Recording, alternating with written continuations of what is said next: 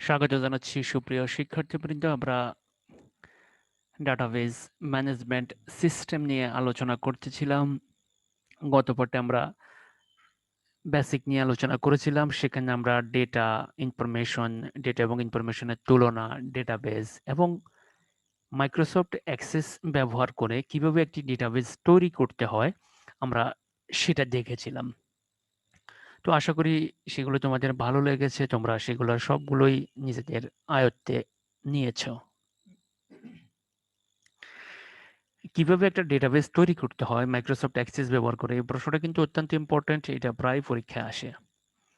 আর data এবং ইনফরমেশনের তুলনা, database এগুলা 1 মার্ক 2 মার্কের জন্য এবং এমসিকিউতে আসে। আমরা সেখানে ডেটা বলেছিলাম, ডেটা শব্দটি ডেটা শব্দের বহু বচন, ডেটা একটা ল্যাটিন শব্দ। তো আশা করি তোমরা সেগুলো ভালোভাবে পড়েছো। তো চলো আজকে আমরা নতুন টপিকস দেখি। আমরা আজকে প্রথমে দেখব যে আমরা যে ডেটাবেসটা তৈরি করব, কেন আমরা তৈরি করব, ডেটাবেসের সুবিধা কি, ডেটাবেস তৈরি করলে তুমি তোমার ব্যবসার ক্ষেত্রে অথবা তোমার যে কোনো প্রতিষ্ঠানের ক্ষেত্রে তুমি কি কি সুবিধা পাবে। তো চলো আমরা দেখি। একই তথ্যের পুনরাবৃত্তি রোধ করে সর্বোচ্চ স্থানের ব্যবহার। তুমি যদি ম্যানুয়ালি খাতায় কোনো কিছু তোলার চেষ্টা করো, তাহলে দেখবা যে এই 2 মাস 3 মাস 4 মাস পর একই জিনিস তুমি আবার তুলতেছো, কারণ তুমি প্রথম দিকে যে ডাটাগুলো এন্ট্রি করছো, তো প্রথম দিকে তুমি যে যে তথ্যগুলো লিখছো, তুমি দেখবে 3-4 মাস পর তুমি ভুলে যাবে, তোমার মনে হবে যে তুমি এই জিনিসগুলো তুলো নাই, লিপিবদ্ধ করো নাই, তুমি এন্ট্রি করো নাই খাতায়, তখন তুমি নতুন করে এগুলো আবার তোলা শুরু করবা। অর্থাৎ তোমার একই জিনিস বারবার চলে আসবে, রিপিট করবে। কিন্তু ডেটাবেজের ক্ষেত্রে কি হবে, তুমি যখনই একটা জিনিস 2 বার লিখতে যাবে, তখন তোমাকে একটা সিগন্যাল দিবে যে এটা রিপিট হচ্ছে বা এটা কপি হচ্ছে। তাহলে একই তথ্যের পুনরাবৃত্তি রোধ করে স্থানের সর্বোচ্চ ব্যবহার। স্থান মানে হচ্ছে স্পেস, যে তুমি একই ডাটা যদি 2 বার 3 বার রাখো তাহলে তোমার স্পেস বেশি খরচ হবে, তুমি যদি একই ডাটা 1 বার রাখো তাহলে তোমার স্পেস কম খরচ হবে। তোমরা জানো যে মোবাইলে আমরা মেমোরি কার্ড ব্যবহার করি, কম্পিউটারে প্রত্যেকটা ডিভাইসে কিন্তু একটা স্পেস আছে, মেমোরি কার্ড আছে, ঠিক আছে?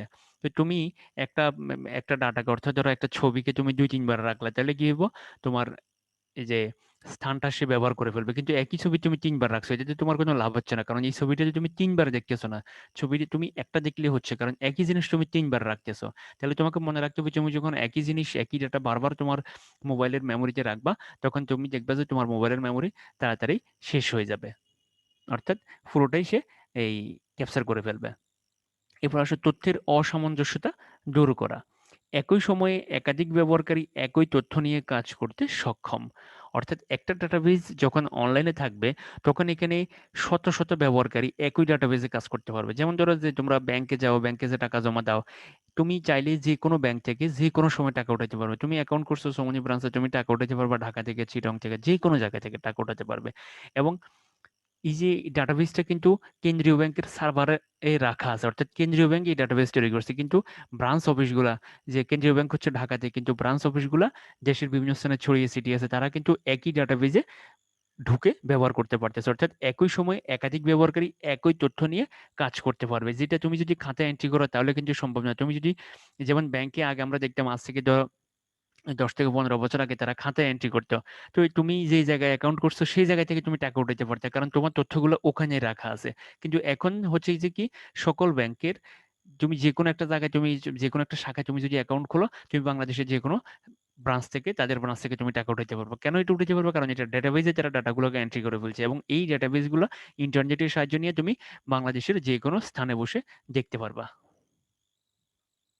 তথ্যের নিরাপত্তা নিশ্চিত করা, অর্থাৎ পাসওয়ার্ড প্রোটেক্টেড থাকে এখানে, এখানে চাইলে সবাই অ্যাক্সেস করতে পারবে না। তথ্যের স্বনির্ভরতা তৈরি করা, অর্থাৎ তথ্য তথ্যের স্বনির্ভরতা তৈরি হবে। এখানে স্বনির্ভরতার অর্থ তোমরা জানো, সেই স্বনির্ভরতা কিন্তু তথ্যের ক্ষেত্রেও তৈরি হবে।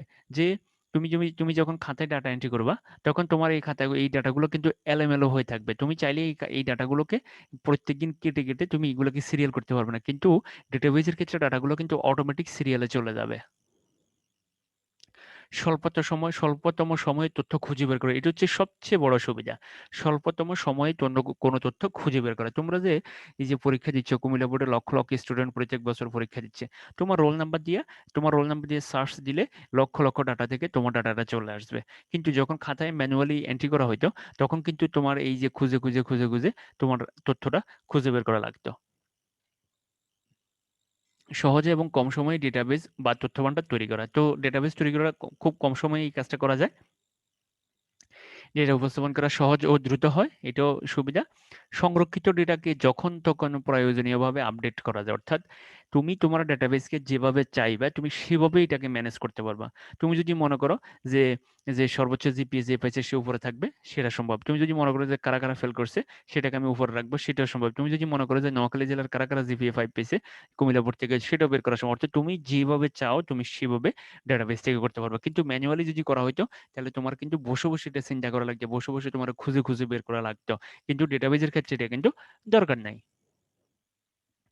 অল্প সময়ে ডেটাকে বিভিন্ন অর্ডারে সাজানো বা বিন্যাস ঘটানো যায়। একটু আগে আমি যেটা বললাম যে ঊর্ধ্বক্রম বা নিম্নক্রম, অর্থাৎ তুমি চাইলে এক থেকে শুরু করতে পারো অথবা চাইলে তুমি শেষ থেকেও শুরু করতে পারো। চাইলে বিভিন্ন সময়ে ডেটাকে ঊর্ধ্বক্রম বা নিম্নক্রম অনুসারে সাজানো যায়। যেমন ধরো তুমি তোমার দোকানের এই যে একটা ডেটাবেস তৈরি করছো, তুমি কার কাছে কত টাকা করে পাইবা, যে সর্বোচ্চ টাকা যে পাইবে, যার কাছে পাইবে তুমি তার নামটা সবার উপরে থাকবে। তাহলে তুমি চাইলে এভাবে করতে পারো। অথবা তুমি যদি চাও যে না, কার কাছে আমি কোনো টাকা পাই না, যে তুমি তার ডাটাকে সবার উপরে রাখবে, তুমি চাইলে সেটাও করতে পারো। অর্থাৎ ঊর্ধ্বক্রম নিম্নক্রম অনুসারে সাজানো বিন্যাস সবই তুমি করতে পারবা। প্রয়োজনীয় সময়ে অত্যন্ত দক্ষতার সাথে ডেটা পরিচালনা করা যায়। তো আসো এবার আমরা দেখব অসুবিধা। ভুল ডেটার কারণে অনেক সময় প্রক্রিয়াকরণ ধীরগতি সম্পন্ন হয়। অর্থাৎ তুমি যখন এই যে ভুল এন্ট্রি দিবা, তুমি যখন ভুল প্রসেস করবা, ডেটার বেজের অনেকগুলো এই প্রক্রিয়া আছে। তো অর্থাৎ তোমার এই যে অ্যাসেন্ডিং ডিসেন্ডিং, তারপর হচ্ছে এনক্রিপশন ডিক্রিপশন ইন্ডেক্সিং, অনেকগুলো প্রসেস আমরা দেখব। তুমি যদি ভুল করো কোথাও, তাহলে সেক্ষেত্রে প্রসেসিংটা ধীরগতি সম্পন্ন হবে ভুল ডেটার কারণে। অর্থাৎ তুমি যদি ভুল ডেটা এন্ট্রি দাও, তাহলে সেক্ষেত্রে বের করতেও কিন্তু সময় লাগবে।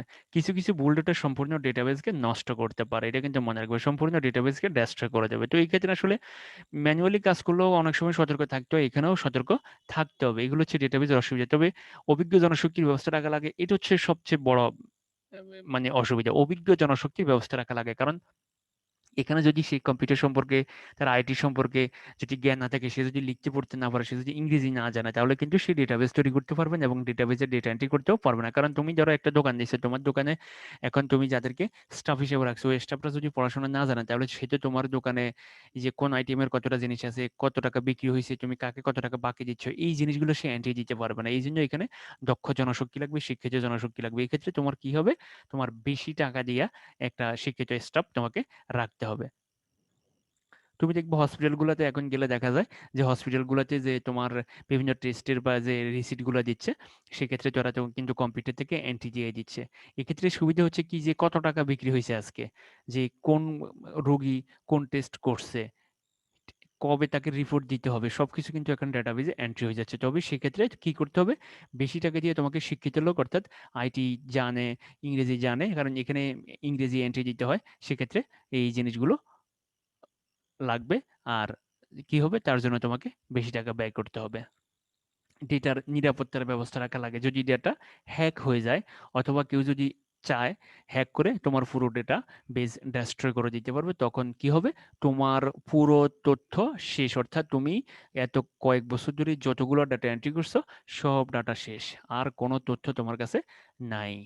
তাহলে কি হবে, নিরাপত্তা ব্যবস্থা কিন্তু শক্তিশালী করতে হবে। নিরাপত্তা ব্যবস্থা যদি দুর্বল হয়, তাহলে, কারণ অনেক প্রতিষ্ঠান থাকবে যারা তোমার বিপরীতে কাজ করবে, যে কিন্তু তারা চাইবে না যে তুমি উন্নতি করো, তোমার ব্যবসা ভালো হোক অথবা তুমি প্রতিষ্ঠানে ভালো করো। তারা কি করবে, যে তোমার ডেটাবেস চুরি করার চেষ্টা করবে অথবা তোমার ডেটাবেস ডেস্ট্রয় করার চেষ্টা করবে। তো এই জন্য তোমাকে কি করতে হবে, ডেটা নিরাপত্তা ব্যবস্থা শক্তিশালী করতে হবে। তো আসো এবার ডেটাবেস ব্যবস্থাপনা এলাকার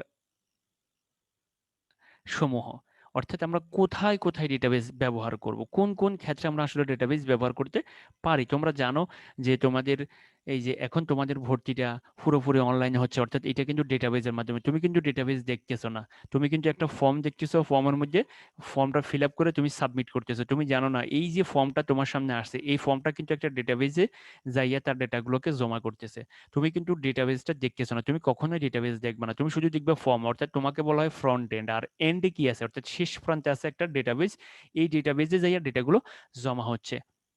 তো আমাদের সময় আমরা যখন ভর্তি হয়েছি তখন আমরা ম্যানুয়ালি ফর্ম পূরণ করতাম, ম্যানুয়ালি আমাদের এই যে সবকিছু হইতো। কিন্তু এখন সবকিছু কিন্তু অনলাইনে হচ্ছে ডেটাবেজের মাধ্যমে। এই যে ডেটাবেজ, এই ডেটাবেজ কিন্তু সারা বিশ্বকে অনেক দূর পর্যন্ত নিয়ে গেছে। এখন বলা হয় যে যে সকল প্রতিষ্ঠান অনলাইনের আওতাভুক্ত হয়নি ওইসব প্রতিষ্ঠান কিন্তু পিছিয়ে আছে। কারণ তোমরা এই যে দুর্যোগময় পরিস্থিতিতে যে কোনো মুহূর্তে তুমি ঘরে বসে এখন সব তথ্য পেয়ে যাচ্ছ। এবং এই যে অনলাইন পরীক্ষাগুলো হচ্ছে, অনলাইন পরীক্ষাগুলো ঘরে বসে দেওয়া যাচ্ছে। অনলাইন পরীক্ষাগুলো কিভাবে হচ্ছে, তুমি দেখতেছো তোমার মোবাইলে বা তোমার কম্পিউটারে একটা প্রশ্ন দেখা যাচ্ছে, কিন্তু আসলে এই প্রশ্নগুলো কোথায় আছে? এই প্রশ্নগুলো কিন্তু একটা ডাটাবেজ আছে। ডাটাবেজ কিন্তু তোমার সামনে আসে না। ডাটাবেজ, তুমি প্রশ্নটা যেভাবে দেখতেছো ডাটাবেজে কিন্তু প্রশ্নটা ওভাবে নেই। ডাটাবেজে কলামে বা সারিতে আছে। আমরা তো কলাম সারি নিয়ে পরে আলোচনা করব, যে এই যে প্রত্যেকটা প্রশ্ন কলাম বরাবর আছে, সারি বরাবর আছে। তুমি কিন্তু দেখতেছো যে প্রশ্নগুলো তোমার, তুমি আগে যেভাবে পরীক্ষা দিতে সেই যে প্রশ্নপত্র ছিল সেই প্রশ্নপত্রের মতোই কিন্তু তোমার সামনে যে প্রশ্নপত্রটা হাজির হয়েছে। কিন্তু ডাটাবেজে কিন্তু এভাবে নাই। তো ডাটাবেজ আমাদের সারা বিশ্বকে এমন পর্যায়ে নিয়ে গেছে যে এখন ঘরে বসেই পৃথিবীর যে কোনো প্রান্তে বসেই আমরা বিশ্বের যে কোনো বিশ্ববিদ্যালয়ের পরীক্ষায় অংশগ্রহণ করতে পারি। চলো কোথায় কোথায় ডাটাবেজ ব্যবহার করা হয় আমরা দেখি। ব্যাংকিং, ব্যাংকে কিন্তু ডাটাবেজের ব্যবস্থাপনা ব্যাংকে অনেক দূর নিয়ে গেছে। কারণ আমরা এখন বাংলাদেশের মানে যে কোনো একটা ব্যাংকের যে যে যে যে কোনো জায়গায় যদি একটা অ্যাকাউন্ট খুলি, ওই ব্যাংকের যে কোনো শাখা থেকে আমরা টাকা তুলতে পারবো। আমার অ্যাকাউন্ট সম্পর্কে আমি তথ্য নিতে পারবো, ঋণ সম্পর্কে তথ্য, লেনদেন সম্পর্কে তথ্য নিতে পারবো। ব্যাংকিং সেক্টরে ডাটাবেজ গুরুত্বপূর্ণ অবদান রাখছে, তাহলে ক্রেতা অ্যাকাউন্টের ঋণ এবং লেনদেনের তথ্য। অর্থাৎ এখন ব্যাংক সারাদিন ব্যাংক এই কাজ করছে, বিকেলবেলা সার্চ দিলে বুঝতে পারবে যে আজকে কত টাকা লেনদেন হয়েছে তাদের, যে আজকে কতটা গ্রাহক অ্যাকাউন্ট খুলছে, আজকে কতটা লোন গেছে, আজকে কতজন টাকা জমা দিয়েছে, সবকিছু কিন্তু এক ক্লিকেই সম্ভব। এরপর আসো বিমান। বিমানের ক্ষেত্রে বলা হয় যে তুমি ধরো এই যে বাংলাদেশে যে ইয়াগুলো আছে, এয়ারপোর্ট গুলো আছে, যে ধরো আজকে একটা বিমান ওমান যাবে বা আজকে একটা বিমান আমেরিকা যাবে, যে তার একটা বিমান ধরো বাংলাদেশ বিমান 8টা বাজে, ওই বিমানের সিট হচ্ছে ধরো 50টা। এখন সিটং থেকে বুকিং দিছে একটা, ঢাকা থেকে বুকিং দিছে একটা, সিলেট থেকে বুকিং দিছে একটা, এবং বাংলাদেশের যে বিভিন্ন প্রান্তে কিন্তু যাদের বুকিং কাউন্টার আছে, বুকিং সেন্টার আছে, তাহলে যে কোনো জায়গা থেকে এখন বুকিং দেওয়া যায় এবং যে কোনো জায়গা থেকে তারা বসে দেখতে পারে যে কয়টা সিট খালি আছে আজকে। কিন্তু আগে কিন্তু এটা ছিল না। আগে আগে কিন্তু একটা জায়গায় গিয়ে সবকিছু বুকিং করে আসতে যায়। এখন কিন্তু যারা ডেটাবেজে এন্ট্রি করে সাথে সাথে দেখতে পারে যে কয়টা সিট খালি আছে এই মুহূর্তে, এতটা বাজে কয়টা সিট খালি আছে। তাহলে দেখো আসন সংরক্ষণ, সময়সূচি, তথ্য ব্যবস্থাপনার উদ্দেশ্যে সর্বপ্রথম ডেটাবেজ ব্যবহারকারীদের মধ্যে বৈমানিক কাজের উদ্দেশ্যে ব্যবহৃত ডেটাবেজ অন্যতম। অর্থাৎ এখানে বলা হচ্ছে যে সর্বপ্রথম ডেটাবেজ কারা ব্যবহার করছে? বৈমানিকদের কাজের উদ্দেশ্যে। সারা বিশ্বের বিভিন্ন প্রান্তের টার্মিনালগুলো একটি কেন্দ্রীয় ডেটাবেজের সাথে যুক্ত থাকতো ফোন লাইন বা অন্যান্য ডেটা নেটওয়ার্কের মাধ্যমে। তাহলে খেয়াল করো ব্যাংকিং, বিমান এবং বর্তমানে রেল লাইন, রেল লাইনের ক্ষেত্রেও ডেটাবেজের ব্যবহার শুরু হয়ে গেছে। যে তুমি এই যে ফেনী থেকে ধরো তুমি ঢাকা যাবা, তো ট্রেনটা আসবে কোথা থেকে? চিটাগাং থেকে। তাহলে তুমি এখন ফেনীতে বসে দেখতে পারবা, এবং যারা দায়িত্বশীল তারা দেখতে পারে যে কয়টা সিট খালি আছে, তারা এখন ওখানে বসে দেখতে পারে। কিন্তু আগে কিন্তু এই ব্যবস্থাটা সম্ভব ছিল না। ইপ্রাসু বিশ্ববিদ্যালয় ছাত্রছাত্রীদের তথ্য, কোর্সের নিবন্ধন, গ্রেড জানার জন্য এখন বিশ্ববিদ্যালয়ের সকল ছাত্রছাত্রীদের তথ্য ডাটাবেজে এন্ট্রি থাকে, তাদের কোর্সের নিবন্ধন, যে এই যে কারা কারা এবার ফর্ম ফিল আপ করছে, কারা এবার পরীক্ষা অংশগ্রহণ করবে, সবার তথ্য কিন্তু এখানে থাকে। কিন্তু আগে কি হইতো, আমাদের সময় যেটা হয়েছে সেটা হচ্ছে সবকিছু খাতা এন্ট্রি থাকতো। ধরো 400-500 স্টুডেন্টের ডাটা একটা খাতার মধ্যে সবাই লিখে রাখতো, এখন খুঁজে খুঁজে ওখান থেকে রোল নাম্বার, রেজিস্ট্রেশন নাম্বার এগুলো বের করা লাগতো। এরপর আসো ক্রেডিট কার্ড। ক্রেডিট কার্ডের লেনদেন সারা বিশ্বব্যাপী জনপ্রিয় মাধ্যম হয়ে যাচ্ছে, অর্থাৎ ক্যাশলেস, যে তোমার কাছে টাকা থাকবে না, তুমি যে কোনো জায়গায় যাবে খরচ করবা, ক্রেডিট কার্ড দিয়ে বিল পরিশোধ করবা। তো ক্রেডিট কার্ডের এই যে বিল পরিশোধ, এটা তো অনলাইন ছাড়া হবে না, এটা ডাটাবেস ছাড়া হবে না। কারণ ক্রেডিট কার্ডের এই টাকাটা, তুমি ক্রেডিট কার্ড নিছো ঢাকার ব্যাংকের একটা অ্যাকাউন্ট থেকে, তুমি টাকা খরচ করবা কক্সবাজার, তুমি খরচ করবা নোয়াখালী হিসেবে, তুমি খরচ করবা সিলেট জায়গায়। তাহলে এই যে তুমি যে খরচটা করতেছো, তুমি কত টাকা খরচ করছো, কত টাকা লিমিট তোমার আছে, অর্থাৎ তুমি সর্বোচ্চ কত টাকা খরচ করতে পারবা। ঠিক আছে, এই সবকিছু কিন্তু ডাটাবেজে এন্ট্রি হয়ে যাচ্ছে, এবং সাথে সাথে তারা এখান থেকে তোমার তথ্য দিয়ে দিতে পারবে যে তুমি এই মাসে কত টাকা খরচ করছো, কোন জায়গায় খরচ করছো, কোন কোম্পানি তোমার এই টাকাগুলো নিছে। তাহলে ক্রেডিট কার্ড দিয়ে ক্রয়, লেনদেন, মাসিক বিবরণী প্রস্তুতের উদ্দেশ্যে। এরপর আসো টেলিকমিউনিকেশন, এই যে আমরা যে ফোনে কথা বলি, যে এই মুহূর্তে ধরো একটা টাওয়ার থেকে 45-40 জন লোক একই সময়ে কথা বলতেছে, কে কত সেকেন্ড কথা বলছে, কে কার সাথে কথা বলছে, কে কোন জায়গায় কথা বলছে, প্রত্যেকটা জিনিস কিন্তু ডাটাবেজে এন্ট্রি হয়ে যাচ্ছে। তারা এই যে সাথে সাথে তোমাকে তথ্য দিয়ে দিতে পারবে। তাহলে কলের তথ্য রাখার জন্য মাসিক বিল প্রস্তুত, প্রিপেড কার্ড, কল কার্ডের ব্যালেন্স রাখা। এই যে তোমার মোবাইলে ধরো 50 টাকা ছিল, তুমি 5 মিনিট কথা বলছো, কার সাথে কথা বলছো, কোন অপারেটরের কথা বলছো, তুমি রবি অফিস সিম ব্যবহার করো, তুমি জিপিতে কথা বলছো বা টেলিটকে কথা বলছো, তাহলে সেক্ষেত্রে বেশি টাকা কাটা যাবে। সবকিছু কিন্তু ডাটাবেজে এন্ট্রি করা আছে, সবকিছু অটোমেটিক হয়ে যাবে। এরপর আসো আর্থিক। আর্থিক তথ্য যেমন ক্রয় বিক্রয় জমা স্টক বন্ড হিসেবে, যেমন স্টক মার্কেট অর্থাৎ শেয়ার মার্কেটের বিষয়টা তো পুরোপুরি অনলাইন, একদম শেয়ার মার্কেট পুরোপুরি অনলাইন। শেয়ার মার্কেটে ম্যানুয়াল কোনো কিছুই নাই, বন্ডের হিসাব ক্রয় জমা। এবং আসো মানব সম্পদ, কর্মচারীদের তথ্য, বেতন, ট্যাক্স, ভাতা, চেক প্রদানের তথ্য, অন্যান্য সুযোগ সুবিধার তথ্য ধারণ, অর্থাৎ যারা চাকরিজীবী তাদের কে কত টাকা ট্যাক্স দিচ্ছে, কে কত টাকা ভাতা পাবে, কাকে কত টাকা চেক দেওয়া হচ্ছে, তাদের তথ্য, কার চাকরি কবে শেষ হবে, সবকিছু এখন ডাটাবেজে এন্ট্রি করা আছে। এই ডাটাবেজ থেকেই দেখা যাবে যে আগামী বছর যে কতজন কর্মচারীর ভাতা দিতে হবে, কতজন কর্মচারী পিআরএল এ চলে যাবে, কতজন কর্মচারী যে লাগবে আমাদের নতুন করে, সবকিছু কিন্তু এখন ডাটাবেজের তথ্য থেকেই জানা যায়। তো চলো এবার আমরা একটা প্র্যাকটিক্যাল জিনিস দেখবো, খুব ইম্পর্টেন্ট একটা প্রশ্ন, এটা যদি পরীক্ষা আসে 3 মার্কের জন্যই আসবে। দেখো ডাটাবেস টেবিলে কিভাবে দুটি ফিল্ডের মাঝখানে নতুন ফিল্ড যুক্ত করা হয়। ধরো তুমি একটা ডেটাবেস তৈরি করে ফেলছো, এখন তুমি কাজ করতে করতে করতে করতে কিছুদিন পর বুঝতে পারলা যে আমার এখানে যদি আর একটা ফিল্ড থাকে, ফিল্ড মানে কলাম থাকে, তাহলে আমার মনে সুবিধা হয়। ধরো তুমি একটা স্টুডেন্টকে তোমার প্রতিষ্ঠানে ভর্তি করাইছো, তুমি এখানে তুমি তার নাম, roll number, phone number, address, group রাখলা, তার পিতার নাম রাখলা, তার মাতার নাম রাখলা। তো এখন তুমি কয়েকদিন পরে বুঝতে পারলা যে আমি যে স্টুডেন্টের ফোন নাম্বারটা রাখলাম, যে ফোন নাম্বারটা বন্ধ হয়ে যেতে পারে, তাহলে আমি তার গার্ডিয়ানের একটা ফোন নাম্বার রাখি। ঠিক আছে, এই ফিল্ডে আমি রাখি, এই নতুন করে এটা আমি রাখবো, কারণ দেখা গেছে যে একটা ফোন নাম্বার হয়েছে কি, তুমি এই ফোনটা যে তুমি এখন অব্যবহৃত, এই সিমটা তুমি ব্যবহার করো না, বা সিমটা হারিয়ে গেছে, সিমটা নষ্ট হয়ে গেছে, তুমি আর সিমটা তোলো না, তাহলে এখন তোমার সাথে কর্তৃপক্ষ কিভাবে যোগাযোগ করবে? তো তুমি নতুন করে একটা ফিল্ড যুক্ত করবে। তো এখন ডাটাবেজ তৈরি করার পর কিভাবে ফিল্ড যুক্ত করতে, আমরা তো ডাটাবেজ তৈরি করে ফেলছি, তৈরি করার পর তৈরিকৃত ডাটাবেজ আমরা কিভাবে ফিল্ড যুক্ত করব সেটাই দেখবো, চলো। একদম সহজ, এমএস অ্যাক্সেস ওপেন করে মনে রাখবে, এই চ্যাপ্টারে আমরা যত প্র্যাকটিক্যাল কাজ করব প্রত্যেকটা কাজের প্রথমেই এমএস অ্যাক্সেস ওপেন করতে হবে। মনে রাখবে আমরা যে সফটওয়্যার নিয়ে কাজ করব তোমাদের পাঠ্যপুস্তকে যেটা আছে সেটা হচ্ছে এমএস অ্যাক্সেস। এবার আসলে সংশ্লিষ্ট ফাইলটি ওপেন করি, যে ফাইলের মধ্যে আমরা ফিল্ডটা যুক্ত করব সেই ফাইলটাকে আমরা ওপেন করব। এরপর আসো, যে দুটি ফিল্ডের মাঝখানে নতুন ফিল্ড যুক্ত করতে হবে তাদের মধ্যে দ্বিতীয় ফিল্ডটিকে সিলেক্ট করব। ভালো করে খেয়াল করো, আমাদেরকে বলছে দুটি ফিল্ডের মাঝখানে, তাহলে যে দুটির মাঝখানে যুক্ত করতে হবে তার মধ্যে আমরা দ্বিতীয়টাকে সিলেক্ট করব। মনে রাখবে দ্বিতীয়টাকে, প্রথমটাকে সিলেক্ট করলে হবে না, কারণ আমি যেটা অ্যাড করব, অ্যাডটা সবসময় বাম পাশে যুক্ত হবে, এই জন্য আমি দ্বিতীয়টাকে সিলেক্ট করব, তাহলে দ্বিতীয়টার বাম পাশে, অর্থাৎ প্রথমটা দ্বিতীয়টার মাঝখানে আমারটা চলে আসবে। আর আমি যদি প্রথম ফিল্ডটাকে সিলেক্ট করি তাহলে সে প্রথমটার বাম পাশে চলে আসবে।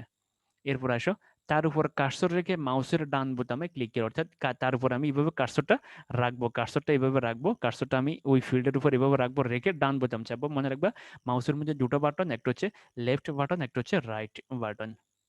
এরপর আসো, যে পপ আপ মেনু আসবে সেখান থেকে ইনসার্ট ফিল্ডে ক্লিক করব। এরপরে যে মেনুটা আসবে সেখানে দেখবে ইনসার্ট ফিল্ড নামে একটা এই যে লেখা আছে, ওই লেখার মধ্যে ক্লিক করব। ক্লিক করে এরপরে কি করবো দেখো, নতুন ফিল্ডের নাম দিয়ে সেভ করি, নতুন ফিল্ডের নাম দিয়ে সেভ করি। তাহলে আমরা কি করবো, এরপরে নতুন ফিল্ডের একটা নাম দেবো, নাম দিয়ে সেভ করবো। তাহলে এই যে 6টা ধাপ, এই 6টা ধাপ তোমাকে ভালোভাবে মুখস্থ করে নিতে হবে, কারণ পরীক্ষা আসলে তুমি এই 6টা ধাপই লিখবে। তুমি তো সেখানে পরীক্ষার হলে তো তুমি কম্পিউটার দিয়ে দেখাইতে পারবো না, তাহলে তোমাকে এটা মুখস্থ করে ফেলতে হবে। তো এখন আমরা প্র্যাকটিক্যালি এটা দেখবো সফটওয়্যারের সাহায্যে।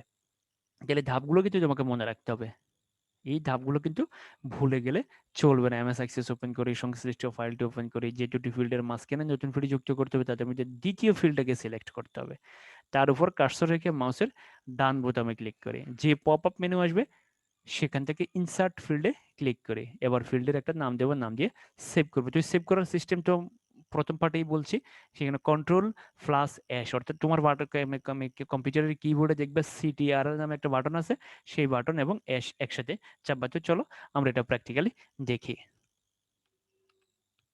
দেখো এই যে স্টার্ট মেনু, এই স্টার্ট মেনুতে সব কিছু আছে। স্টার্ট মেনুতে ক্লিক করলাম, দেখো প্রথমে এমএস অ্যাক্সেস ওপেন করি।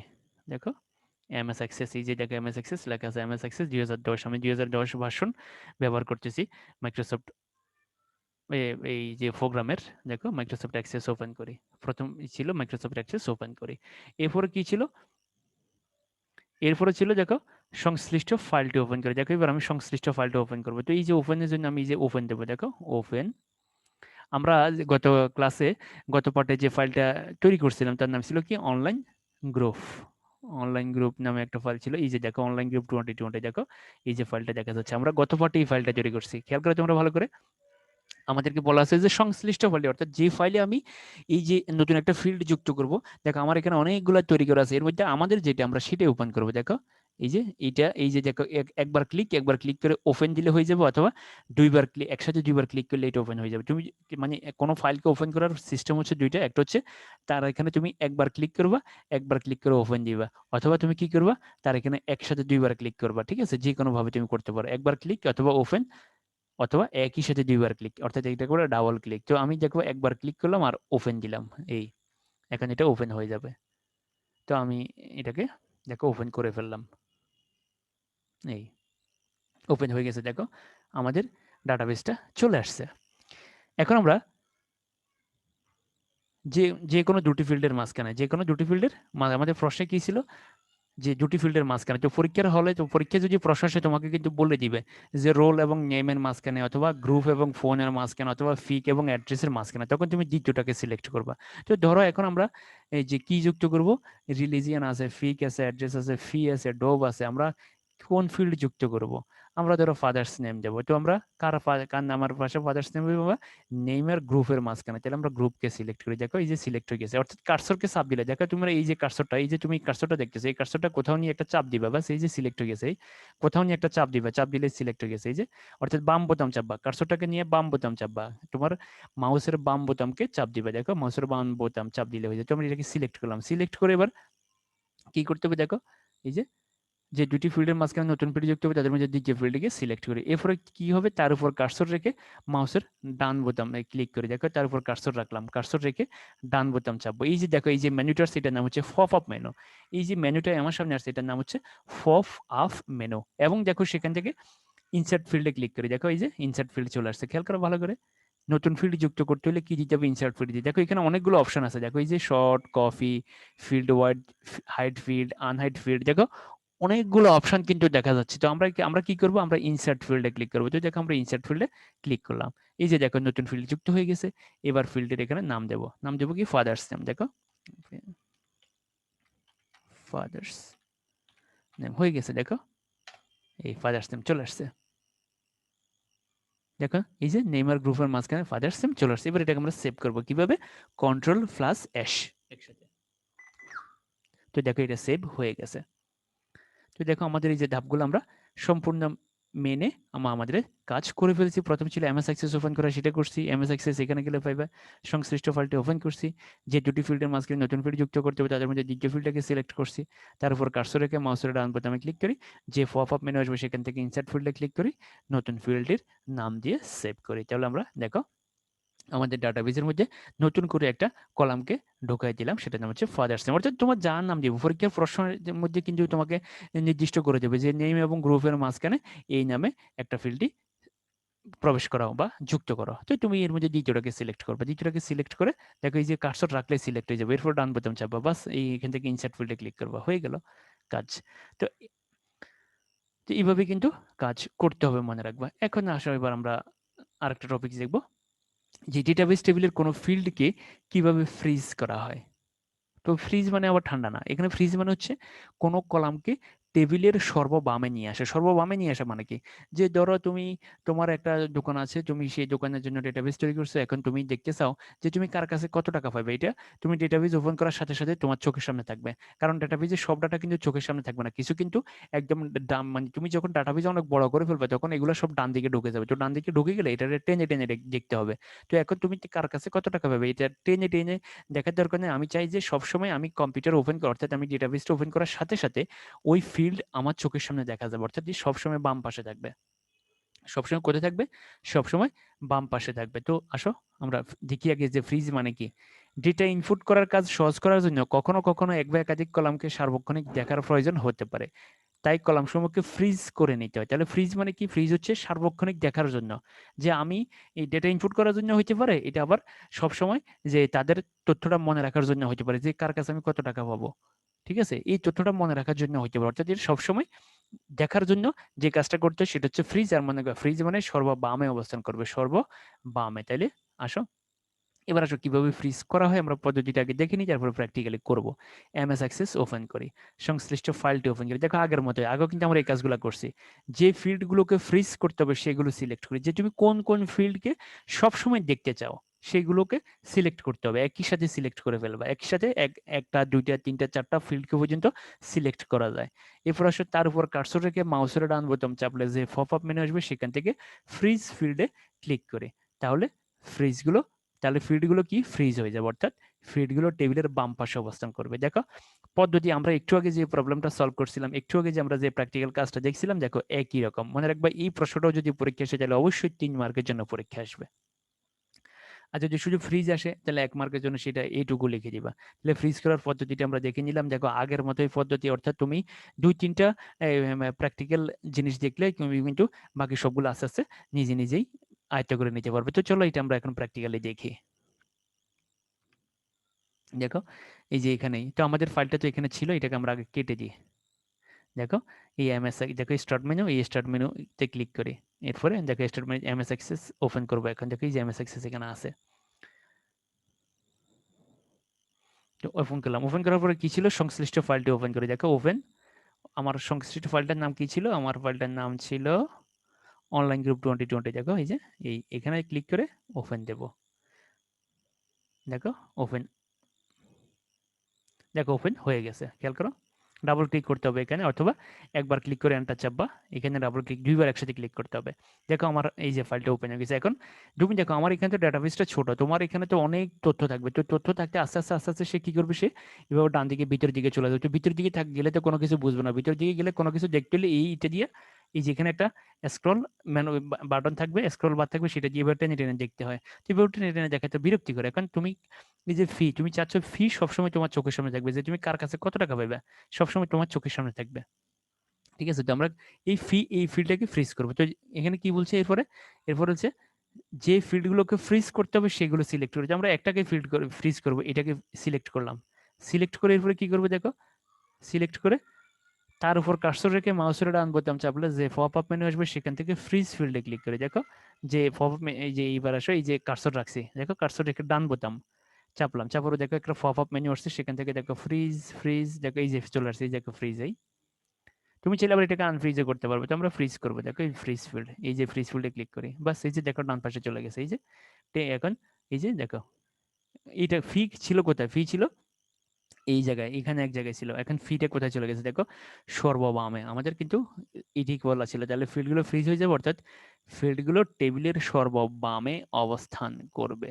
তাহলে হয়ে গেছে ফ্রিজ। দেখো তুমি চাইলে এইভাবে আরো একটাকে ফ্রিজ করতে পারবে, এইভাবে আরো একটাকে ফ্রিজ করতে পারবে। ফ্রিজ করা একদম সহজ, অর্থাৎ প্রত্যেকটা কাজই সহজ। আমি তোমাদেরকে আগে বলছি যে ডেটাবেজের নাম শুনে, অর্থাৎ ষষ্ঠ অধ্যায় মানে আমরা সবসময় জানি, ছোটবেলা থেকে জেনে আসছি যে শেষের দিকের অধ্যায়গুলো সবসময় কঠিন হয়, কিন্তু আমি তোমাকে গ্যারান্টি দেবো যে অধ্যায় তোমার ভালো লাগবে, এবং আমার মনে হয় যে ভালো লাগা শুরু করেছে। তো তাহলে এই যে পদ্ধতি, এই যে তোমার এখানে টোটাল 6টা লাইন, এই লাইনগুলো তোমাকে মুখস্থ করে নিতে, বা তোমাকে জানতে হবে যে ফ্রিজ মানে কি, আমরা কেন একটা ডেটাবেজের একটা কলামকে ফ্রিজ করব, এটা কিন্তু মনে রাখতে হবে। এবার আসো ডেটাবেস টেবিলে কিভাবে একটা ফিল্ডের নাম পরিবর্তন করা। আমরা একটা ফিল্ডের নাম পরিবর্তন করব। আমরা একটা ফিল্ডের নাম পরিবর্তন করব। দেখো আসো, ধরো তুমি একটা ফিল্ডের নাম দিছো ফাদার্স নেম, এটার করবো মাদার্স নেম। ঠিক আছে? এটা কিভাবে তুমি ফিল্ডের নাম পরিবর্তন করবা? দেখো এমএস অ্যাক্সেস ওপেন করি, সংশ্লিষ্ট ফাইলটি ওপেন করি, যে ফিল্ডের নাম পরিবর্তন করতে হবে সেটাকে সিলেক্ট করি, তারপর কার্সর রেখে মাউসের ডান বোতামে ক্লিক করি, যে পপ আপ মেনু আসবে সেখান থেকে রিনেম ফিল্ডে ক্লিক করি, ফিল্ডের নতুন নাম লিখে সেভ করি। তাহলে তোমাকে এই ধাপগুলো মনে রাখতে হবে। একটা ফিল্ডের নাম পরিবর্তন, তুমি ডেটাবেস তৈরি করে ফেলছো, এখন তুমি কয়েকদিন পরে বুঝতে পারলা যে নাম এটা তো আসলে দেওয়া ঠিক হচ্ছে না, আমি একটা নতুন নাম দিই, ঠিক আছে? তো এখন তুমি নতুন নামটা কিভাবে দেবো আমরা সেটাই দেখবো। তাহলে এই যে ৬টা ধাপ, এই ৬টা ধাপ তোমাকে মনে রাখতে হবে। দেখো আমরা এই যে গত পার্টে, আজকের পার্টে যেগুলো করতেছি সবগুলো দেখো প্রাথমিক কাজগুলো কিন্তু একই রকম। তো আজকে ৩টার কাজই কিন্তু একই রকম। আজকে ৩টা একই জায়গায় গিয়ে আমরা করি। শুধুমাত্র পার্থক্য ঘটে এই জায়গায় যায় যে কখনো ইনসার্ট, কখনো ফ্রিজ, কখনো রিনেম, ঠিক আছে? আসো এবার আমরা এটা প্র্যাকটিক্যালি দেখি। দেখো এই যে এখানে ক্লিক করলাম, এমএস অ্যাক্সেস ওপেন করি। তারপরে সংশ্লিষ্ট ফাইলটি ওপেন করি। সংশ্লিষ্ট ফাইল, দেখো এই সংশ্লিষ্ট ফাইলটি ওপেন করি, করে ফেললাম। দেখো এরপরে কি আছে আমার, দেখো এরপর হচ্ছে যে ফিল্ডের নাম পরিবর্তন করতে হবে সেটি সিলেক্ট করি। দেখো সেটি সিলেক্ট করি। এখন ধরো আমরা কার নাম পরিবর্তন করি, ধরো আমরা এটার নাম পরিবর্তন করবো, এটাকে সিলেক্ট করলাম, বাস করলাম। এবার কি বলছে, তার উপর কার্সর রেখে মাউসের ডান বোতামে ক্লিক করি, তার উপর কার্সর রাখবো, রাখলাম, ডান বোতাম চাপলাম। যে পপ আপ মেনু আসবে সেখান থেকে রিনেম ফিল্ডে ক্লিক করি। দেখো রিনেম ফিল্ডে ক্লিক করি, খেয়াল করো ভালো করে, রিনেম ফিল্ডে ক্লিক করি, করলাম। এবার ফিল্ডের নাম দিয়ে সেভ করি। এবার দেবো মাদার্স নেম, মাদার্স নেম, হয়ে গেল। দেখো মাদার্স নেম, ব্যাস। দেখো এবার এটাকে সেভ করবো। কিভাবে সেভ করে, কন্ট্রোল প্লাস এস একসাথে, কন্ট্রোল প্লাস এস না, অর্থাৎ তুমি প্লাস চাপা না, তুমি কন্ট্রোল আর এস একসাথে চাপে এটাকে লেখা হয় কন্ট্রোল প্লাস এস, কন্ট্রোল এবং এস একসাথে চাপ দিবে, বাস। দেখো আমার ফাদার্স নেম ছিল, এখন মাদার্স নেম হয়ে গেছে, খেয়াল করো। তাহলে ধাপগুলো কিন্তু তোমাকে ভালো করে মনে রাখতে হবে। তো সুপ্রিয় শিক্ষার্থীবৃন্দ, ধন্যবাদ সবাইকে। আগে তুমি বেসিক ক্লিয়ার করবা, আগে ডেটাবেস কেন আমরা ব্যবহার করব, ডেটাবেস কোন কোন ক্ষেত্রে ব্যবহার করবো, তারপরে তুমি প্র্যাকটিক্যাল, অর্থাৎ আমি প্রত্যেকদিন পাঠটা কেমনভাবে সাজাইছি যেখানে থিওরিটিক্যাল এবং আমাদের প্র্যাকটিক্যাল জিনিসগুলো একসাথে আছে। এবং মনে রাখবে প্র্যাকটিক্যালি যে ৩টে প্রশ্ন শেষে আমি সলভ করছি, এই প্রশ্নগুলো কিন্তু পরীক্ষা ৩ মার্কের জন্য আসবে। পরীক্ষা মনে রাখবে, পরীক্ষা কিন্তু 3 মার্কের জন্য আসবে। এই জন্য তোমাকে ভালোভাবে ধাপগুলো মুখস্থ করে নিতে হবে এবং এই ধাপগুলো কিন্তু সিরিয়ালি লিখতে হবে। তুমি কিন্তু ধাপ এলোমেলো করলে হবে না। মনে রাখতে হবে এই ধাপগুলো কিন্তু সিরিয়ালি তোমাকে লিখতে হবে। প্রথমে এমএস অ্যাক্সেস ওপেন করি, এরপরে সংশ্লিষ্ট ফাইলটি ওপেন করি, এরপরে যে ফিল্ডে নিয়ে কাজ করবা তাকে সিলেক্ট করি, তারপর কার্সর রেখে মাউসের ডান বোতাম চাপি, এরপরে যে পপ আপ মেনু আসবে সেখান থেকে এইটা সিলেক্ট করি। এই যে এই জিনিসগুলো তোমাকে কিন্তু সিরিয়ালি করতে হবে, এটা কিন্তু এলোমেলো করলে চলবে না। তো ধন্যবাদ সবাইকে। যদি কারো কোনো প্রশ্ন থেকে অবশ্যই আমাকে জানাবে।